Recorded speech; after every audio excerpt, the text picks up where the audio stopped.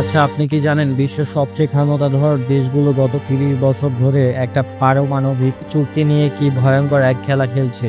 শুধু একটা স্বাক্ষর যা আমাদের পৃথিবীকে আর একবার বিধ্বংসী এক অস্ত্র প্রতিযোগিতা থেকে বাঁচাতে পারত। কিন্তু তার বদলে গোপন সব রাজনৈতিক চালের কারণে আজ আমরা এক নতুন পারমাণবিক যুগের দোরগোড়ায় দাঁড়িয়ে আছি। যে চুক্তিটার কথা ছিল পারমাণবিক বোমা তৈরির কারখানাগুলোয় চিরতরে তালা ঝুলিয়ে দেওয়ার, সেটাই আজ আন্তর্জাতিক রাজনীতির এক জটিল গোলকধাঁধায় আটকে গেছে। চলুন এই রহস্যের জট খোলা যাক আর জেনে নেওয়া যাক কেন এই অচল অবস্থা আমাদের সবার জন্য একটা অশনি সংকেত। সালটা 1945। হিরোশিমা আর নাগাসাকির আকাশে যখন পারমাণবিক বোমার মৃত্যু মেঘ ছড়িয়ে পড়ল, তখন মানুষ প্রথমবারের মতো নিজের তৈরি করা সর্বনাশা শক্তির মুখোমুখি হলো। সেই ভয়াবহতার পর থেকে বিশ্বজুড়ে একটা দাবি জোরালো হতে থাকে, এই দানবকে আবার বোতলে ভরতে হবে। এই চেষ্টারই সবচেয়ে বড় পদক্ষেপগুলোর একটি ছিল সর্বাত্মক পারমাণবিক পরীক্ষা নিষিদ্ধকরণ চুক্তি বা comprehensive nuclear test ban treaty, সংক্ষেপে বললে সিটিবিটি। 1996 সালের 24শে সেপ্টেম্বর জাতিসংঘের সাধারণ পরিষদে এই চুক্তিটি সই করার জন্য খোলা হয়। এর উদ্দেশ্য ছিল একদম পরিষ্কার এবং সুদূর প্রসারী। পৃথিবীর বুকে, আকাশে, সাগরে, গভীরে বা মহাকাশে কোথাও কোনো পারমাণবিক বোমার বিস্ফোরণ ঘটানো চলবে না। এটা ছিল পরমাণু অস্ত্র নিয়ন্ত্রণের পথে একটা চূড়ান্ত পদক্ষেপ। কারণটা সহজ, যদি কোনো দেশ পারমাণবিক বোমার পরীক্ষাই করতে না পারে, তাহলে তারা নতুন আরো বিধ্বংসী অস্ত্র বানাবে বা পুরনো অস্ত্রের কার্যকারিতা যাচাই করবে কিভাবে? এর আগের চুক্তি যেমন এনপিটি বা নন প্রলিফেরেশন ট্রিটি দেশগুলোকে পারমাণবিক অস্ত্র বানানো থেকে আটকানোর চেষ্টা করেছিল, কিন্তু সিটিবিটি এর লক্ষ্য ছিল অস্ত্র তৈরির প্রক্রিয়াটাকেই গোড়া থেকে থামিয়ে দেয়া। বিশ্বের বেশিরভাগ দেশই এই চুক্তিকে স্বাগত জানিয়েছিল। প্রথম দিনেই আমেরিকা, রাশিয়া, যুক্তরাজ্য, ফ্রান্স আর চীন সহ 71টি দেশ এতে সই করে। তখন মনে হচ্ছিল যাক, অবশেষে হয়তো পারমাণবিক অস্ত্রমুক্ত একটা বিশ্বের স্বপ্ন সত্যি হতে চলেছে। কিন্তু প্রায় 3 দশক পার হয়ে গেলেও সেই স্বপ্নটা অধরাই রয়ে গেছে। চুক্তিটা আজও আইনত কার্যকর হয়নি। তাহলে প্রশ্ন আসেই, এত জরুরি একটা চুক্তি কেন প্রায় 30 বছর ধরে ঝুলে আছে? উত্তরটা লুকিয়ে আছে এর ছোট্ট একটা শর্তের ভেতরে। চুক্তিটা কার্যকর হতে হলে পারমাণবিক প্রযুক্তি আছে এমন 44টা নির্দিষ্ট দেশকে, যারা অ্যানেক্স টু স্টেট নামে পরিচিত, এটাতে শুধু সই করলেই চলবে না, তাদের দেশের সংসদে পাস করিয়ে অনুমোদন বা রেটিফাইও করতে হবে। আর এখানে শুরু হয়েছে আসল রাজনৈতিক খেলা। আজ পর্যন্ত 44টি দেশের মধ্যে 8টি দেশ এই প্রক্রিয়া শেষ করেনি, যার ফলে পুরো চুক্তিটায় আটকে আছে। এই দেশগুলো কারা আর কেনই বা তারা বাধা দিচ্ছে? প্রথমেই আসা যাক বিশ্বের 2 সুপার পাওয়ারের কথায়, আমেরিকা আর চীন। দুটো দেশই 1996 সালে চুক্তিতে সই করলেও আজও পর্যন্ত তাদের সংসদ বা কংগ্রেসে এটা অনুমোদন করেনি। আমেরিকায় এর মূল কারণ হলো অভ্যন্তরীণ রাজনৈতিক বিভেদ আর দেশের পারমাণবিক অস্ত্রের ভান্ডার ঠিকঠাক রাখার যুক্তি। অন্যদিকে চীন বরাবরই বলে আসছে যে আমেরিকা অনুমোদন না করলে তারাও করবে না। এটা একটা ক্লাসিক্যাল ভূ রাজনৈতিক চাল, যেখানে সবাই অন্যের প্রথম পদক্ষেপের জন্য অপেক্ষা করে বসে আছে।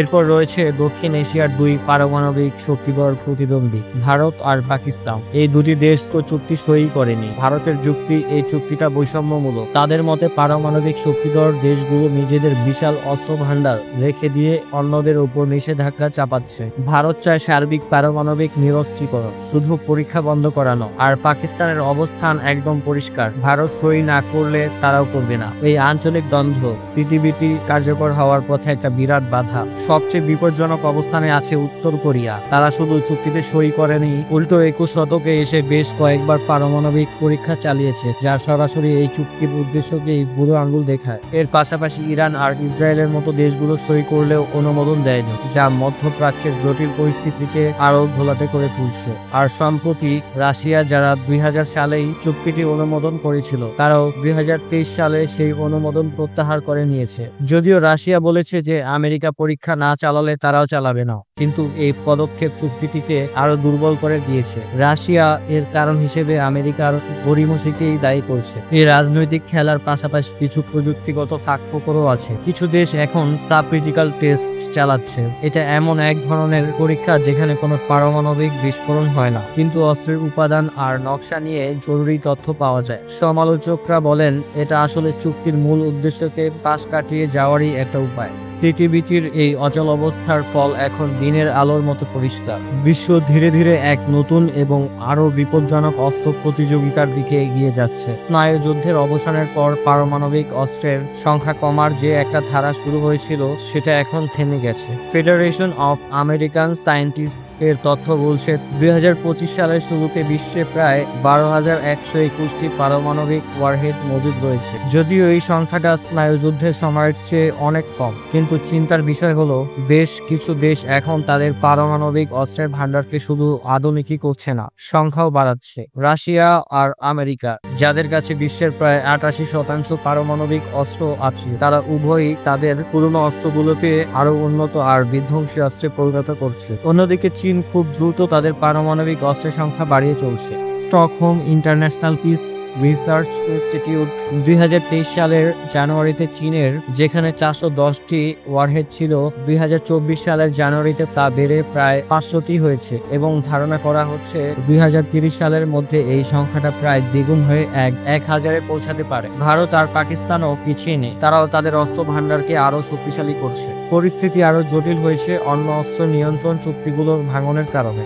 আমেরিকা আর রাশিয়ার মধ্যে সই হওয়া নিউ স্টার চুক্তি, যা কৌশলগত পারমাণবিক অস্ত্রের সংখ্যা সীমিত রাখার শেষ ভরসা ছিল, সেটাও এখন সংকটের মুখে। রাশিয়া 2023 সালে এই চুক্তিতে তার অংশগ্রহণ স্থগিত করেছে, ফলে একটা নতুন অস্ত্র প্রতিযোগিতার আশঙ্কা আরো বেড়ে গেছে। এই অস্ত্র প্রতিযোগিতা শুধু সংখ্যার খেলা নয়, প্রযুক্তিরও। হাইপারসনিক মিসাইল, আর্টিফিশিয়াল ইন্টেলিজেন্স চালিত অস্ত্র আর মহাকাশ ভিত্তিক অস্ত্রের মতো নতুন প্রযুক্তিগুলো পারমাণবিক যুদ্ধের ঝুঁকিকে এক অন্য মাত্রায় নিয়ে যাচ্ছে। পারমাণবিক অস্ত্র প্রতিযোগিতা শুধু মানব সভ্যতার জন্যই হুমকি নয়, এটা আমাদের এই গ্রহের জন্য এক ভয়াবহ বিপদ। 1945 থেকে 1996 পর্যন্ত বিশ্বজুড়ে 2000-এরও বেশি পারমাণবিক পরীক্ষা চালানো হয়েছে। এই পরীক্ষাগুলো পরিবেশের উপর দীর্ঘমেয়াদী আর বিধ্বংসী প্রভাব ফেলছে। বায়ুমণ্ডলে করা পরীক্ষার ফলে বিপুল পরিমাণ তেজস্ক্রিয় কণা বা রেডিও অ্যাক্টিভ ফল আউট সারা বিশ্বে ছড়িয়ে পড়েছিল। এই কণাগুলো মাটি আর পানিকে দূষিত করছে এবং খাদ্য শৃঙ্খলে ঢুকে মানুষ সহ অন্যান্য প্রাণীর স্বাস্থ্যের মারাত্মক ক্ষতি করছে। কাজাখস্তানের সেমিপালাটিনক্স, আমেরিকার নেভাডা এবং প্রশান্ত মহাসাগরের মার্শাল দ্বীপপুঞ্জের মতো পরীক্ষার জায়গাগুলো আজও তেজস্ক্রিয়তার সেই ভয়াবহ ক্ষত বয়ে বেড়াচ্ছে। সেখানকার মাটি আর ভূগর্ভস্থ পানি হাজার হাজার বছর ধরে দূষিত থাকবে। এমনকি মাটির নিচের পরীক্ষাগুলোও অনেক সময় তেজস্ক্রিয় পদার্থ ভূগর্ভ থেকে চুয়ে পানিতে মিশে যায় এবং ভূমিকম্পের মতো ভৌগোলিক পরিবর্তনও ঘটায়। একটা নতুন পারমাণবিক পরীক্ষা বা সীমিত আকারের পারমাণবিক যুদ্ধও জলবায়ুর ওপর মারাত্মক প্রভাব ফেলতে পারে। বিস্ফোরণের ফলে তৈরি হওয়া ধোঁয়া আর ধুলো বায়ুমণ্ডলের উপর গিয়ে সূর্যরশ্মিকে পৃথিবীতে আসতে বাধা দিবে। এর ফলে বিশ্বজুড়ে তাপমাত্রা হঠাৎ করে কমে যাবে, যা নিউক্লিয়ার উইন্টার বা পারমাণবিক শীত নামে পরিচিত। এর ফল হবে বিশ্বজুড়ে ফসলের উৎপাদন ব্যাহত হওয়া এবং ভয়াবহ দুর্ভিক্ষ। সিটিবিটি কার্যকর না হওয়ায় এই ঝুঁকিগুলো এখনো আমাদের মাথার উপর ঝুলছে। যদি কোনো দেশ আবার পারমাণবিক পরীক্ষা শুরু করে, তবে তা শুধু একটা নতুন অস্ত্র প্রতিযোগিতাই শুরু করবে না, বরং আমাদের পরিবেশকেও এক ভয়ঙ্কর বিপদের মুখে ঠেলে দিবে। তাহলে আমরা আজ কোথায় দাঁড়িয়ে? প্রায় 30 বছর আগে বিশ্ব একটা ঐতিহাসিক মুহূর্তের সামনে ছিল। সিটিবিটি পারমাণবিক পরীক্ষার ওপর স্থায়ী নিষেধাজ্ঞা এনে পৃথিবীকে আরো নিরাপদ করার একটা দারুণ প্রতিশ্রুতি দিয়েছিল, কিন্তু ভূ রাজনৈতিক স্বার্থ, অবিশ্বাস আর জাতীয়তাবাদের জটিল খেলায় সেই প্রতিশ্রুতি আজও পূরণ হয়নি।